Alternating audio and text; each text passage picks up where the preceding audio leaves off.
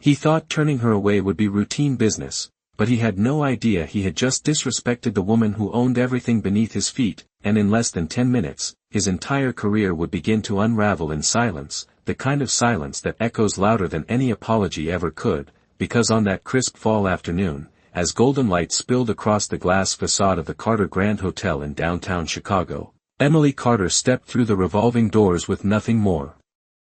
than a small carry-on and a quiet sense of purpose, her sneakers soft against the polished marble floors that reflected chandeliers worth more than most people's yearly salaries, her denim jacket slightly worn at the cuffs, her hair tied back in a simple knot, the kind of appearance that made people decide who you were before you even spoke, and as she paused just inside the lobby, her eyes moved calmly across the room, not with awe, not with hesitation, but with the quiet awareness of someone who knew every inch of the place, though no one around her noticed that detail, not the concierge adjusting his tie behind the gold-trimmed desk, not the bellhop guiding a couple toward the elevators, and certainly not the receptionist whose smile flickered for just a fraction of a second when she saw Emily approach, that subtle tightening around the eyes, the almost imperceptible pause that revealed everything before a single word was spoken. "Good afternoon, welcome to the Carter Grand, how may I assist you today?" The words sounded polished, rehearsed, but the tone carried a layer beneath it, something colder, something already dismissive, and Emily, placing her hand lightly on the counter, replied in a voice so calm it barely disturbed the air, "I'd like to check in, please, one room for tonight," a simple request, the kind made 100 times a day, yet the receptionist's fingers hesitated over the keyboard, her gaze drifting briefly to Emily's clothes, her shoes, her bag. Performing a silent calculation that had nothing to do with availability and everything to do with assumption. "I'm sorry, ma'am," she said after a beat too long, her voice now carrying a practiced sympathy, "we're fully booked this evening." The words hung there, polite but final, and for a moment, nothing moved, not the chandelier light, not the soft jazz playing through hidden speakers. Not even the couple who had just stepped up behind Emily, dressed in tailored suits and polished leather shoes, because before Emily could respond, the receptionist's expression shifted again, brightening instantly as she turned to them. "Welcome back, Mr. and Mrs. Langford, your suite is ready, right this way," and just like that, keys appeared, smiles widened, and the illusion of "fully booked" dissolved without explanation. A quiet contradiction unfolding in plain sight, and Emily noticed, of course she noticed, the way anyone paying attention would, but instead of reacting, instead of raising her voice or pointing out the obvious, she simply stood there, her hand still resting on the counter, her eyes steady, as if she were giving them one more chance to reconsider, one more moment to correct themselves, but the moment passed, and the receptionist turned back with a thinner smile, as if expecting Emily to understand her place in the unspoken hierarchy of the room. "Perhaps you could try one of the hotels a few blocks down," she added, her tone now gently dismissive, and still, Emily didn't move, didn't argue, didn't plead, she only tilted her head slightly and asked, "Are you absolutely certain there isn't a single room available?" The question was simple, but something in the way she said it made the air feel heavier, made the nearby conversation soften just a fraction, and the receptionist, now slightly irritated, gave a small, confident nod. "Completely certain," she replied, unaware that in less than a minute, everything she believed about that certainty was about to be proven painfully wrong. The certainty in her voice lingered for a moment too long, like a statement she believed could not be challenged, and for a brief second, even the air in the lobby seemed to accept it, settling back into its polished rhythm of quiet luxury. But Emily Carter did not move, her hand still resting lightly on the cool marble as if she belonged there more than anyone else in the room, her gaze calm, unreadable, not offended, not embarrassed, just present. And that stillness began to draw attention in ways louder reactions never could. A businessman seated across the lobby glanced up from his phone, a bellhop slowed his pace, even the concierge shifted his posture slightly, sensing something he could not yet explain, because there was something unusual about a person who did not react the way they were expected to, and Emily's silence was not submission, it was patience, the kind of patience that comes from knowing the outcome long before anyone else does. And behind the desk, the receptionist felt it too, that faint unease creeping beneath her professional composure, though she quickly pushed it aside, straightening her posture, reinforcing the invisible line she had already drawn, as if repeating the same certainty would make it stronger. "I am completely sure," she said again, her tone firmer now, more final, as though the conversation itself had become an inconvenience, and just then, the manager approached, drawn by the subtle shift in energy, his polished shoes clicking softly against the marble floor, his expression already prepared, already aligned with the assumption he had not yet confirmed. "Is there a problem here?" he asked, his voice smooth but edged with authority. And before Emily could answer, the receptionist spoke for her, explaining quickly. Efficiently, a guest requesting a room despite full occupancy, her words carefully chosen, omitting the contradiction that had just unfolded moments before, and the manager gave a slow nod, his eyes scanning Emily from head to toe in a single practiced motion, not rude, not openly dismissive, but unmistakably evaluative, the kind of look that categorized people in seconds. "I apologize, ma'am," he said, his tone carrying that same polished sympathy, "but we maintain a certain standard of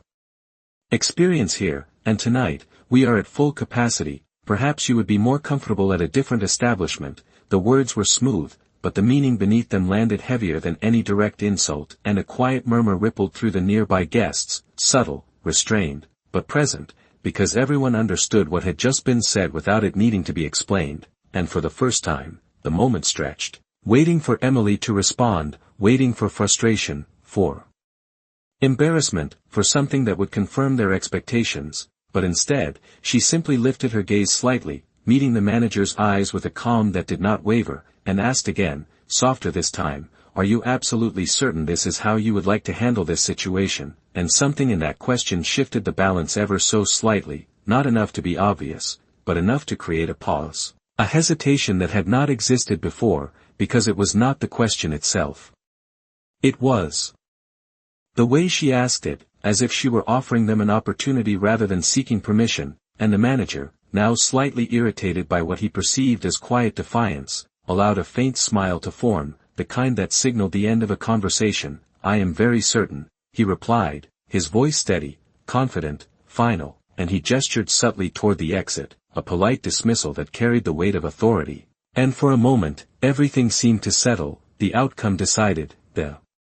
roles confirmed, until somewhere outside, beyond the glass doors, the low, unmistakable hum of an engine cut through the stillness, deep and refined, the kind of sound that did not demand attention but commanded it anyway, and one by one, heads began to turn, the bellhop pausing mid-step, the businessman lowering his phone, even the receptionist's fingers hovering above the keyboard as the sleek black Rolls-Royce came into view through the front entrance, gliding to a stop with effortless precision, its polished surface reflecting the golden light of the late afternoon, and the driver stepped out first, moving with quiet efficiency to open the rear door, and in that brief, suspended moment, before anyone inside could fully process what was happening, the atmosphere shifted, subtly but unmistakably, as if the building itself recognized what was about to unfold, and then Daniel Carter stepped out, his presence calm, composed, carrying no need for announcement, yet somehow altering the entire room the instant his foot touched the pavement, and inside the lobby, without a single word spoken yet, something began to unravel the moment Daniel Carter stepped through the glass doors. The atmosphere inside the lobby shifted in a way no one could quite explain, not louder, not chaotic, but heavier, as if the air itself had decided to pay attention, his presence moving forward with measured steps across the marble floor, the quiet rhythm of his polished shoes echoing just enough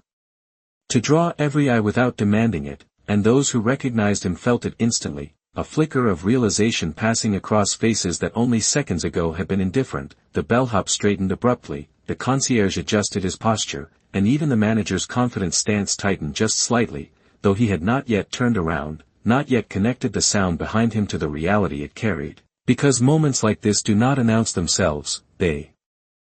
unfold, and Daniel did not rush, did not raise his voice, did not need to, his gaze sweeping the room once, taking in every detail with quiet precision, until it landed on Emily, still standing at the front desk exactly where she had been left, her posture unchanged, her expression calm, as if she had been waiting not for rescue, but for confirmation, and something unspoken passed between them in that instant. Not surprise, not urgency, but understanding, the kind built over years, the kind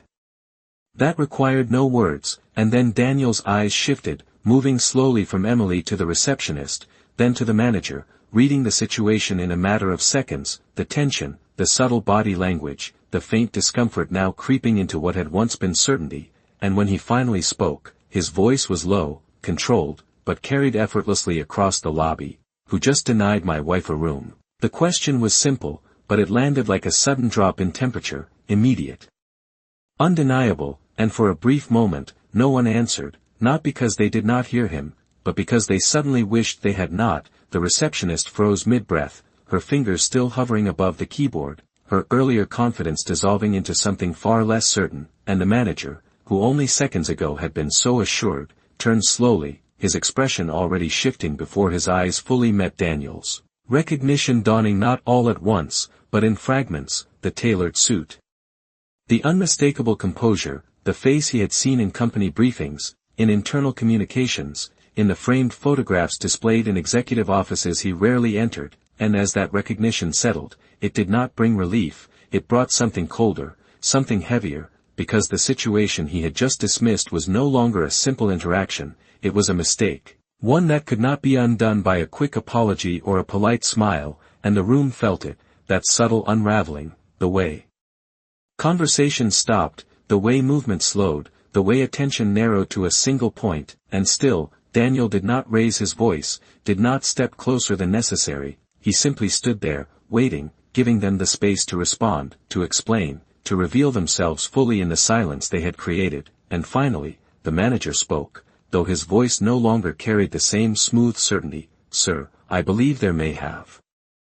been a misunderstanding," he began, the words coming carefully now, each one measured, as if choosing the right phrasing could somehow soften what had already happened, but Daniel did not interrupt, did not react outwardly, his expression remaining composed, almost neutral, which somehow made it worse, because there was no anger to push against, no emotion to deflect, only quiet attention, and the receptionist, now visibly unsettled, glanced between them, her earlier composure slipping as the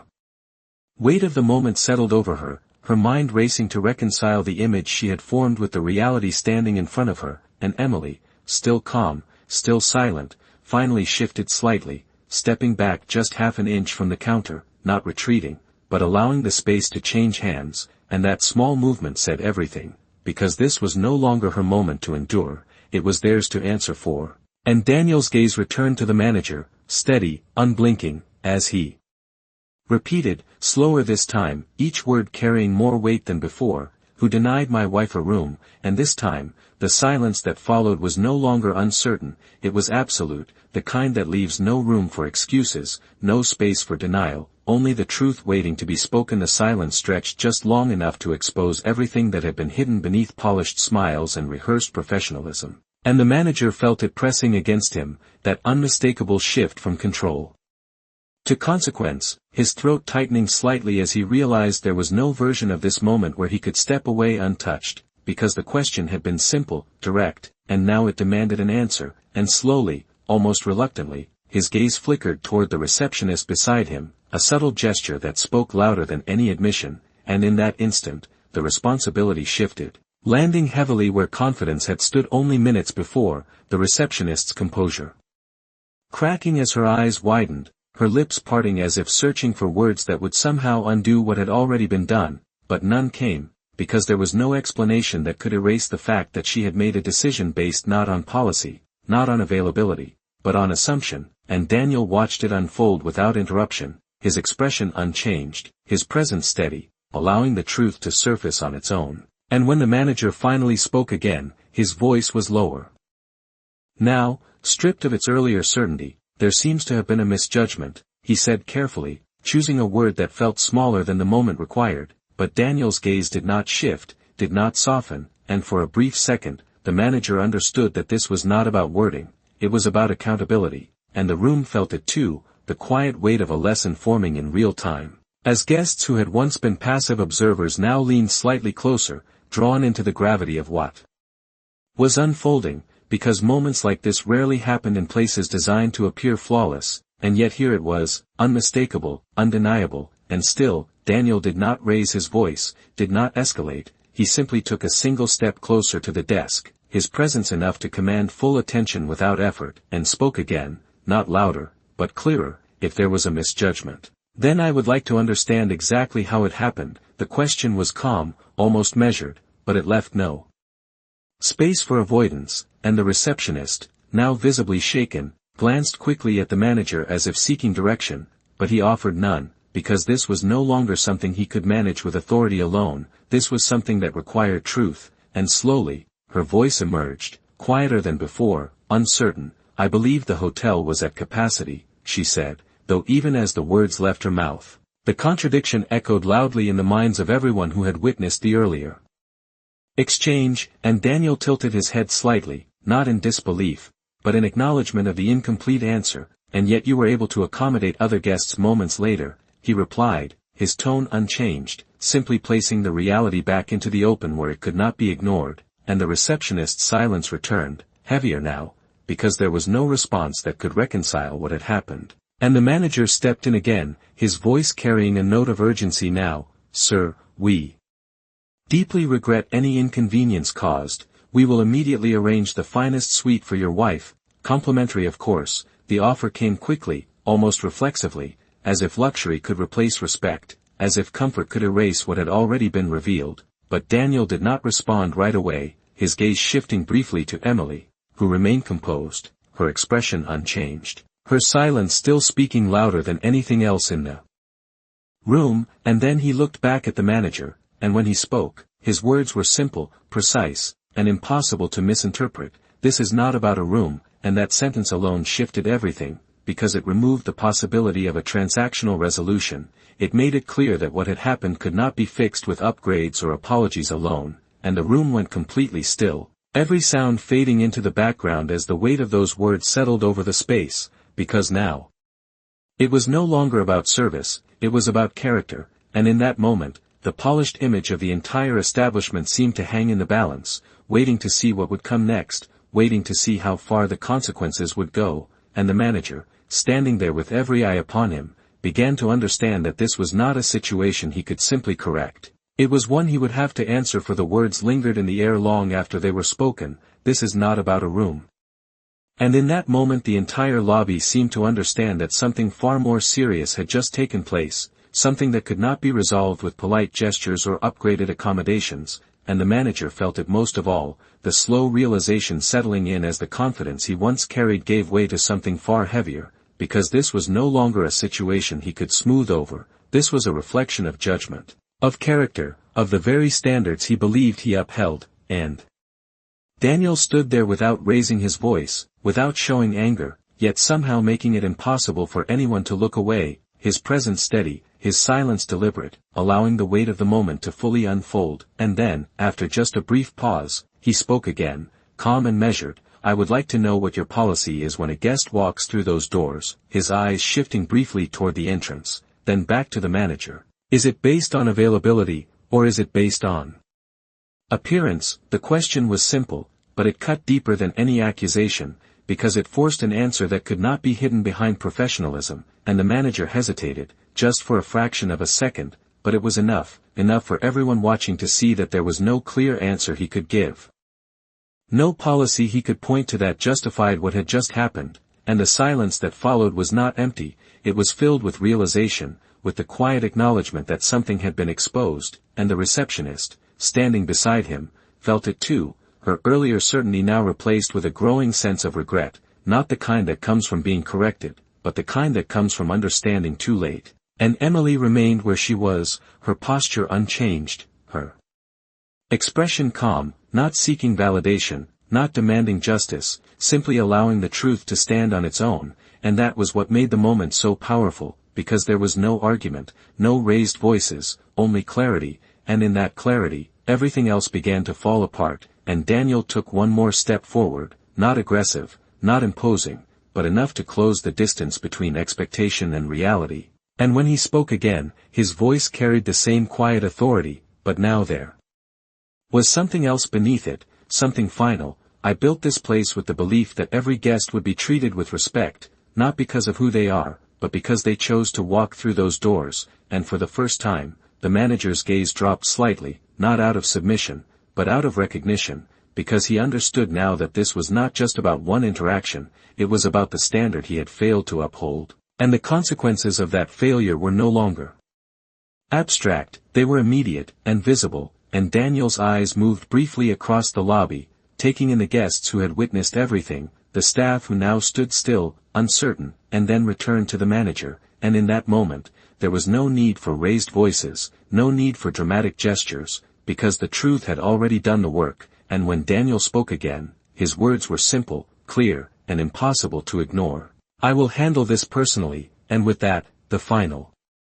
shift occurred, the kind that leaves no room for negotiation, no space for reversal, because everyone in that room understood what it meant, not just for the manager, not just for the receptionist, but for the entire establishment, and the silence that followed was complete, not forced, not awkward, but absolute, the kind that settles in when a lesson has been fully realized, and as Emily finally turned slightly away from the counter, her presence no longer needing to prove anything, it became clear that what had been taken from her in those first few moments had already been restored, not through confrontation, but through truth, and in that stillness, the polished image of the hotel no longer mattered, because what people would remember was not the marble floors or the chandeliers, but the moment everything changed, and the quiet understanding that respect, once lost, is far more difficult to rebuild than any reputation. The finality of his words settled over the room like a quiet verdict, I will handle this personally, and in that instant, the balance of power shifted completely, no longer resting in titles or positions, but in truth itself, and the manager understood it more clearly than anyone else, standing there with the weight of every decision he had made pressing against him, his posture no longer rigid with authority but held in place by something far less comfortable. Accountability, and for a brief moment, he opened his mouth as if to speak, as if to offer one more explanation, one more carefully chosen sentence that might soften the outcome, but nothing came, because there was nothing left to say that had not already been revealed, and Daniel did not rush the moment, did not interrupt the silence that followed, because silence, when earned, has a way of speaking louder than any correction ever could, and across the lobby, the staff stood still, their earlier movements replaced by a quiet awareness that they were witnessing something far beyond a simple workplace correction. This was a standard being restored, not through force, but through clarity, and the receptionist, her composure now fully gone, lowered her gaze, the reality of her actions settling in not as fear, but as understanding, the kind that comes when assumptions are stripped away and replaced with consequences that cannot be ignored, and Emily, who had remained calm through it all, finally took a slow step forward, not toward the desk, but toward Daniel, her presence steady, her expression unchanged, and when she spoke, her voice was soft, but it carried across the silence with unmistakable clarity, Daniel, that is enough, and the simplicity of her words shifted the moment once more, not away from accountability, but toward resolution, because she was not asking for more, not seeking further action, she was simply acknowledging that what needed to be seen had already been seen, and Daniel turned his gaze toward her, the tension in his posture easing just slightly, not because the situation was resolved, but because her presence reminded him of what truly mattered, and for a brief second, the entire room seemed to pause again, not out of tension this time, but out of respect for the quiet control she carried. And then Daniel nodded once, a small, deliberate gesture, before turning back to the manager, his voice calm, but now carrying a finality that left no room for interpretation. There will be a full review of how guests are received here, effective immediately. Every member of your team will understand what respect looks like before they stand behind that desk again, and the manager nodded quickly, not out of obligation, but out of recognition, because this was no longer about preserving his position, it was about understanding what had been lost, and what needed to be rebuilt. And Daniel's gaze shifted briefly across the staff, not harsh, not condemning, but steady, as if imprinting the lesson into the room itself, before returning once more to Emily, and without another word, he extended his hand slightly, not as a gesture of power, but of partnership, and she accepted it without hesitation, her fingers resting lightly in his, and together, they turned away from the desk, not in triumph, not in anger, but in quiet certainty, their steps measured as they moved across the marble floor, the same floor that had moments ago been a stage for judgment, now transformed into something else entirely, and as they walked, no one spoke, no one moved, because there was nothing left to interrupt, nothing left to question, only the lingering understanding that what had happened would not be forgotten, not by the staff, not by the guests, And certainly not by those who had witnessed the moment when assumption met reality and lost, and as the doors to the private elevator opened with a soft chime, Daniel and Emily stepped inside, the space closing behind them with a quiet finality, leaving the lobby exactly as it had been, yet completely changed, and in that stillness, one truth remained unmistakably clear: respect is not offered based on appearance, it is revealed through action, and once revealed, it defines everything that follows the elevator.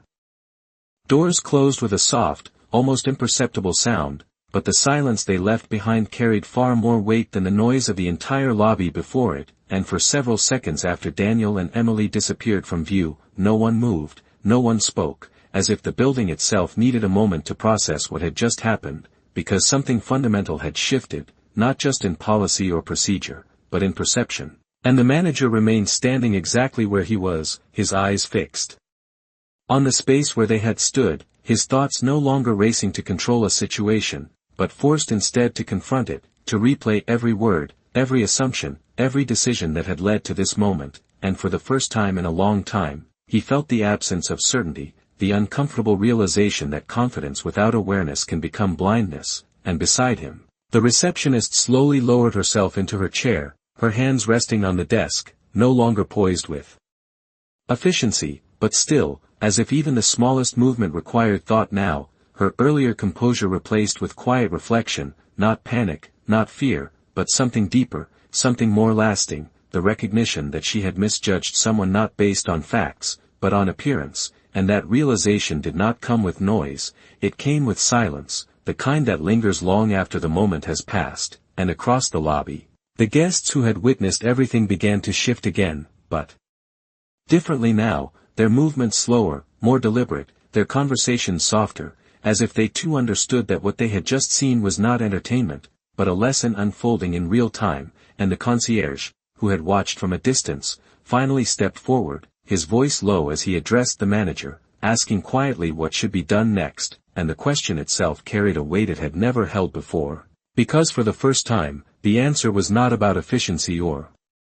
service, it was about integrity, and the manager exhaled slowly, the tension leaving his shoulders as he turned to face his team, his voice no longer authoritative in the way it had been earlier, but steady in a different way, grounded, aware. "We start by making sure this never happens again," he said, and the simplicity of the statement made it more powerful, because it acknowledged not just the mistake, but the need for change, and the receptionist looked up at that, her eyes meeting his briefly, not seeking reassurance, but understanding what it meant, that this was not a moment that would be forgotten or dismissed, it would stay, shaping every decision that followed, and as the lobby gradually returned to motion, it did so with a subtle difference. The polished smiles now carried awareness, the greetings more genuine, the interactions less automatic, because once a truth has been revealed, it cannot be unseen, and above, in the quiet space of the private elevator, Daniel and Emily stood side by side, the soft hum of the ascent filling the silence between them, and for a moment, neither spoke, not because there was tension, but because there was nothing that needed to be said immediately, the outcome already clear, the lesson already delivered, and then Daniel glanced toward her, his expression softer now, the edge of authority replaced with something more personal. "I should have been there sooner," he said quietly, and Emily shook her head gently, her eyes calm. "You were there when it mattered," she replied, her voice steady, and that was the truth of it, because what had happened was not about timing, it was about revelation, about allowing something hidden to come into the light, and as the elevator continued its smooth ascent, the city stretching out beyond the glass, Emily looked forward, her reflection faintly visible, not as someone who had been wronged, but as someone who had remained unchanged in the face of it, and that was what made the moment powerful, not the correction, not the authority, but the dignity that had never been lost to begin with. And when the elevator finally slowed, preparing to open, there was a quiet understanding between them, not spoken, but felt, that what had happened downstairs would ripple far beyond that single interaction, shaping how people would think, how they would act, how they would choose to see others. And as the doors slid open once more, revealing the quiet elegance of the upper floor, they stepped forward together, leaving behind not just a lobby, but a moment that would linger long after they were gone, a moment that had changed more than anyone had expected, in ways that could not be undone, and in that stillness, one truth remained, simple yet undeniable: respect is not proven when it is convenient, it is revealed when it is tested. The upper floor welcomed them with a quiet elegance that felt worlds away from the tension below, soft lighting casting a warm glow across polished wood and floor-to-ceiling windows that revealed the Chicago skyline stretching endlessly into the evening, and for a moment, everything seemed still, untouched by what had just unfolded, yet the weight of it lingered, carried not in noise but in awareness, and as Emily stepped forward into the suite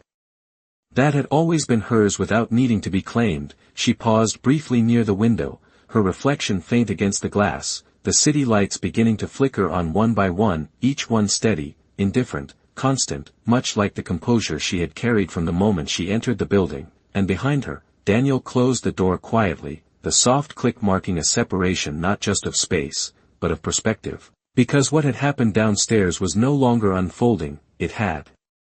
already revealed itself, and now it existed as something to be understood, not reacted to, and Daniel walked a few steps closer, his expression thoughtful, not weighed down by frustration, but shaped by reflection, because even for him, someone who had built an empire on precision and control, moments like this carried lessons that could not be delegated or ignored, and Emily turned slightly, her gaze meeting his, not questioning, not seeking reassurance, but steady, present, as if she had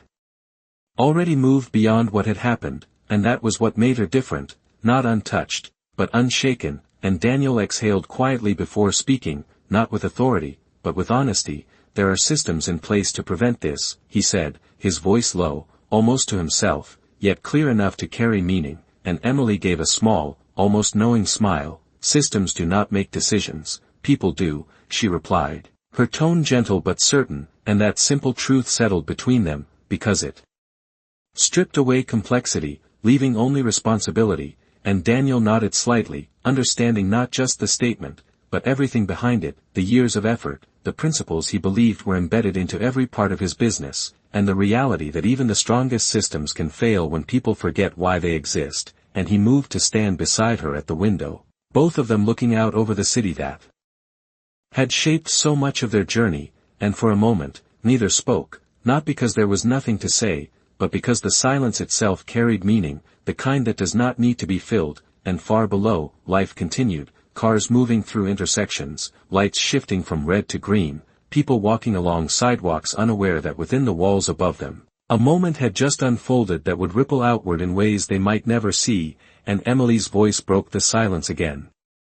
Soft but steady, it is never about the moment itself, she said, her eyes still on the horizon. It is about what people choose to do after it, and Daniel turned his gaze slightly toward her, recognizing the weight of that statement, because it pointed forward, not backward, toward what would come next, and in that moment, the decision had already been made, not out of anger, not out of pride, but out of clarity. And as the evening deepened, the hotel below began to shift in its own way, quiet conversations among staff turning into discussions, small adjustments becoming deliberate changes, because what had happened could not be undone, but it could be learned from, and that was where its true impact would be felt, not in the immediate reaction, but in the choices that followed. And back in the suite, Emily stepped away from the window, her movements calm, unhurried, as if she had already released the weight of the day, and Daniel watched her for a moment, not as a figure of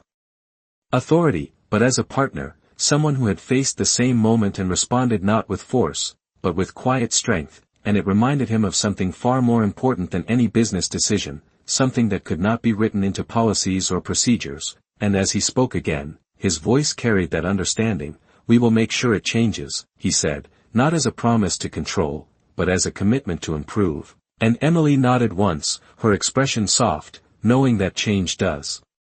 not begin with words, but with intention, and in that quiet space, removed from the noise and expectation of the world below, the true resolution began to take shape, not through correction alone, but through awareness, and as the lights of the city reflected against the glass, steady and unwavering, one truth remained clear, simple yet